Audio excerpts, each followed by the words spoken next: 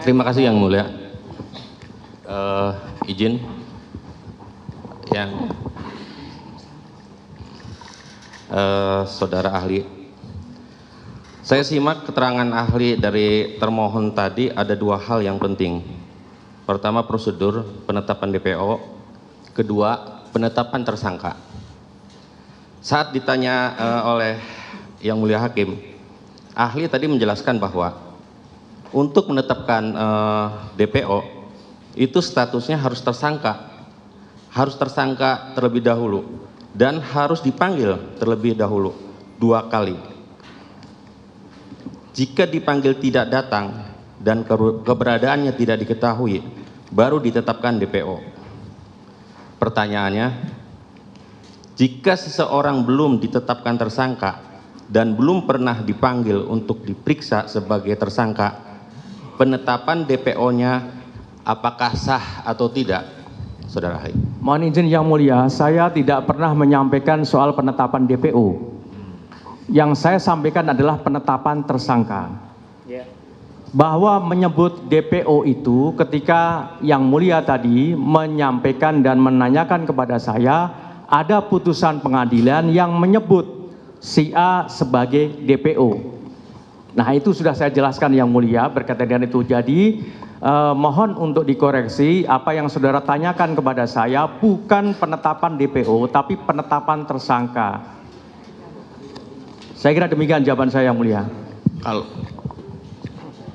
Kalau prosedur DPO, prosedur DPO-nya? Mohon izin, tadi sudah saya jelaskan ketika rekan saudara bertanya kepada saya.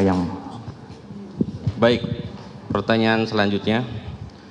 Kemudian tadi ahli menjelaskan bahwa untuk menetapkan tersangka harus ada minimal 2 alat bukti.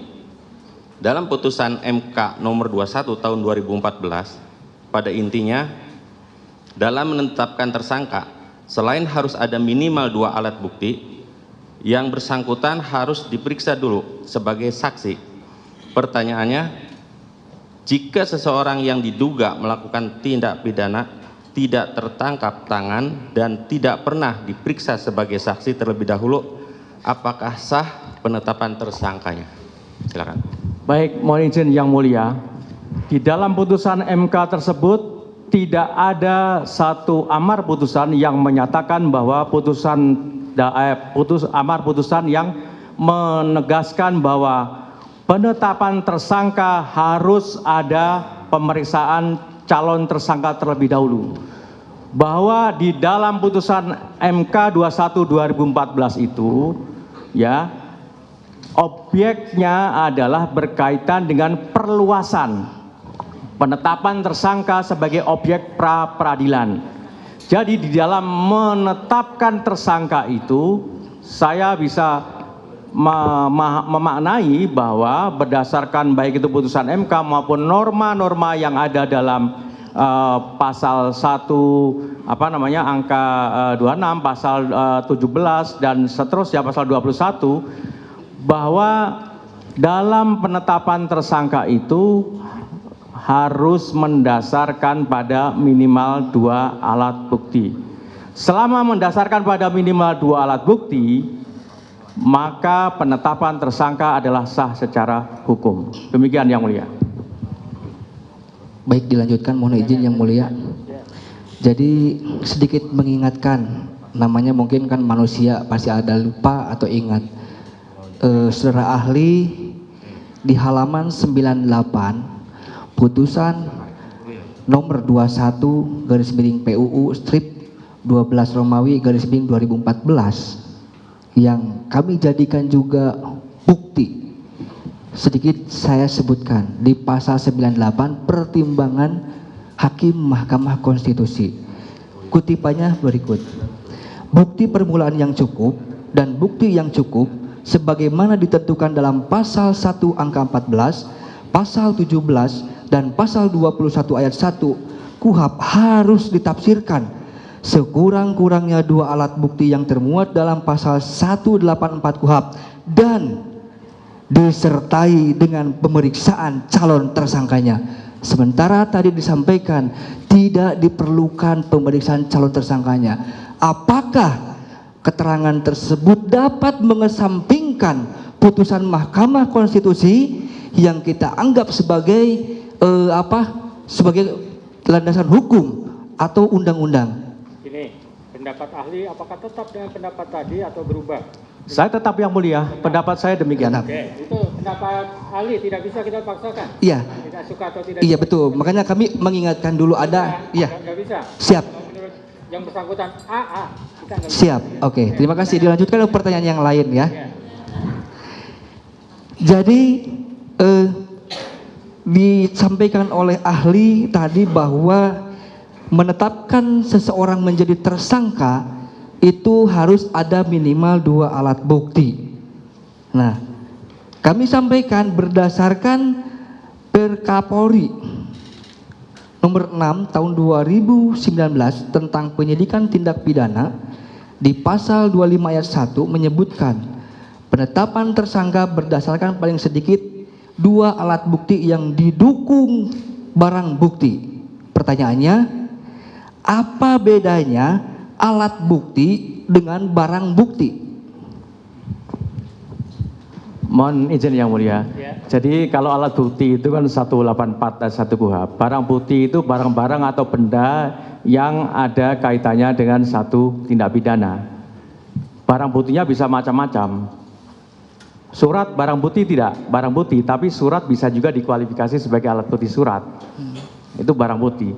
Benda-benda yang ada kaitannya, yang ada hubungannya dengan tindak pidana atau alat itu juga barang bukti dan seterusnya. Saya kira berbeda maknanya berkaitan dengan alat bukti dan barang bukti. Demikian yang mulia. Oke. Baik, berarti apakah alat bukti tersebut harus disertai dengan barang bukti atau hanya cukup alat bukti saja? Gini, kalau dalam pelimpahan perkara cuma alat bukti aja, tiba-tiba barang buktinya tidak diketemukan, apakah bisa atau harus dicari terdahulu BB-nya? Ya, mohon izin yang mulia. Tentu kan ini teknis di administrasi kaitannya dengan penyidikan yang mulia. Itu menjadi domainnya penyidik untuk itu. Tapi dari apa yang tadi kami atau saya sampaikan di dalam forum sidang yang mulia ini adalah berkaitan dengan alat bukti yang dijadikan sebagai alat bukti sebagai dasar untuk menetapkan tersangka. Ya, alat bukti ya. Seperti itu. Baik. Kembali kami mengupas tentang barang bukti. Berdasarkan pasal 39 ayat 1 KUHP terdapat 2 jenis barang bukti. 1, benda yang berwujud yang berupa A, benda yang digunakan dalam melakukan tindak pidana atau untuk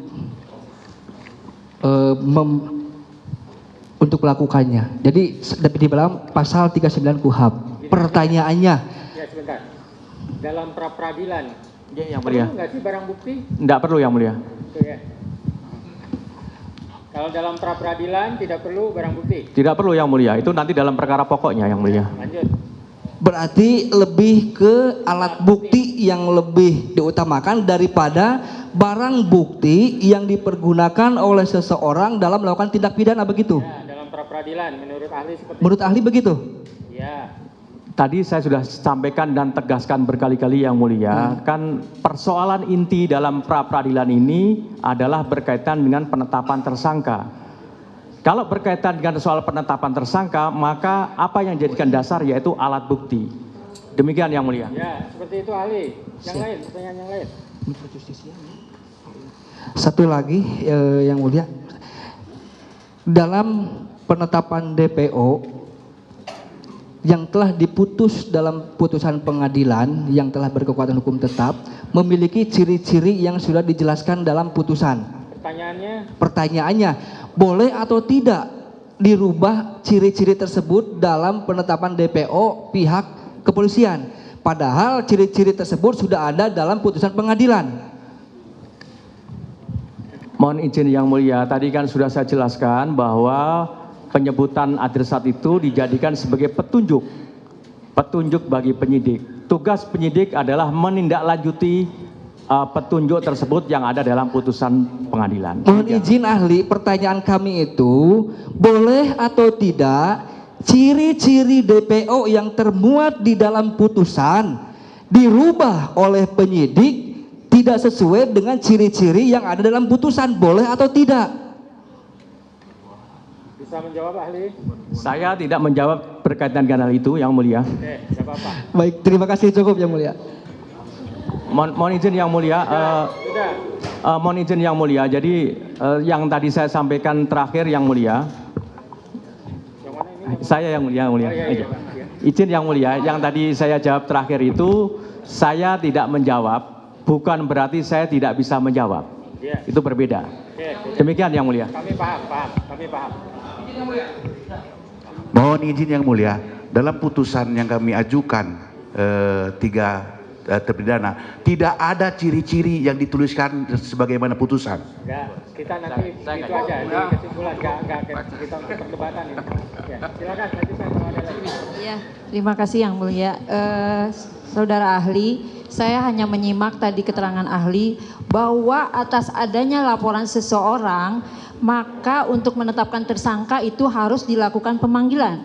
Apabila itu tidak dilakukan, bagaimana menurut pendapat ahli? Mohon izin Yang Mulia, apa saya tadi berpendapat demikian? Betul, ini saya catat. Saya catat Enggak. bahwa Coba. apabila ada laporan itu harus ada pemanggilan. Tapi jika pemanggilan itu tidak dilakukan, ini perkaranya ada laporan loh, ahli. Nah, ini kan ada laporan. Nah, apabila ada pelapor tapi tidak dilakukan pemanggilan terhadap calon tersangka, itu bagaimana menurut pendapat ahli? Saya catat semua keterangan ahli. Mohon maaf. Jadi mohon maaf jangan diulang-ulang. Oh, saya tadi sudah menjelaskan. Jadi mohon maaf ahli, dijelaskan saja karena saya catat. Sudah ya. Ya. Oke. Yang Mulia. Ulang lagi aja lah. Kadang-kadang kan kita ada waktunya, kita kadang-kadang menoleh atau apa, kadang-kadang kita. Silakan. Iya, ya. Nah. Ini. Baik Yang Mulia, jadi yang ingin saya sampaikan bahwa tadi ketika saya ditanya, kan dalam satu proses hukum terhadap adanya satu peristiwa pidana. Jangan berisik ya, ini suaranya feedback. Lanjutkan ahli, silakan. Mangga, silakan. Baik, terima kasih Yang Mulia. Jadi yang ingin saya sampaikan Yang Mulia, ketika ada satu proses peristiwa pidana atau tindak pidana, tadi saya mulai dari bahwa tindak pidananya itu bisa saja didahului dengan adanya satu laporan atau tidak didahului dengan laporan. Nah, ketika kemudian ada satu tindak pidana yang kemudian ada kaitannya dengan satu peristiwa pidana sebelumnya yang sudah dilakukan proses hukum, ya, karena peristiwa pidananya itu dilakukan adanya satu delneming atau penyertaan tindak pidana di mana pelakunya lebih dari satu orang, maka proses hukumnya kan bisa saja tidak sekaligus.